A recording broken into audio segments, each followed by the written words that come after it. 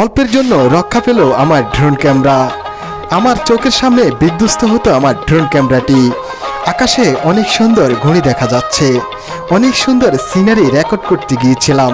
কোথায় তা জানাবো আপনাদের সাথে আছি আমি শরীফুল্লাহ। পুরো ভিডিও না টেনে শেষ পর্যন্ত দেখতে থাকুন।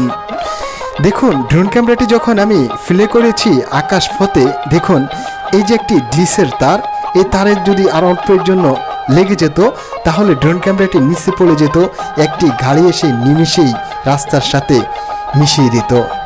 এটা ছিল আমার ভাগ্য, এজন্য হয়নি, এটা আমি ভাগ্যই বলবো। আজকে আপনাদেরকে দেখাবো সেই তানজিনার যে একটি মেডিকেল রয়েছে, সেখান থেকে আমি ঘুরিয়ে দেখাবো আমাদের কালীবাড়ির দৃশ্যগুলো। আপনারা যারা বিগত 10 বছর আগে কালীবাড়ি দেখেছেন, এখনও দেখেন নাই, আজকে আপনাদেরকে আমি ড্রোন ক্যামেরা দিয়ে দেখানোর চেষ্টা করব। আমি এখন তানজিনার মেডিকেলের সামনে থেকে প্লে করেছি, দক্ষিণ দিকে ড্রোন ক্যামেরাটি পাঠিয়েছি। দেখুন পাখির নজরে দেখতে কতই না সুন্দর আমাদের সেই গ্রামগঞ্জের দৃশ্যগুলো। হঠাৎ দেখতে পেলাম একটি ঘুড়ি দেখা যাচ্ছে, ঘুড়িটি আমি আপনাদেরকেও দেখানোর চেষ্টা করব ড্রোন ক্যামেরা দিয়ে। দেখুন সেই ঘুড়িটি আকাশে দেখতে পেলাম।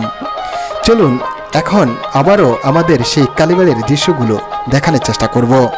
এটা হচ্ছে আমাদের কালীবাড়ির স্কুল মাঠ। যারা কালীবাড়িকে চিনেন অনেক আগে থেকে, তাদের কাছে ভিডিওটি ভালো লাগবে।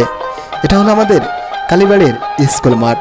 এটা হলো শোষাগের রোড এবং রোডটা যাওয়া যায় এই রোড দিয়েই। আবার এদিকে গেলে এটা হলো থানা রোড, এই যে থানা রোড, আবার এটা হলো সূচিপাড়া রোড।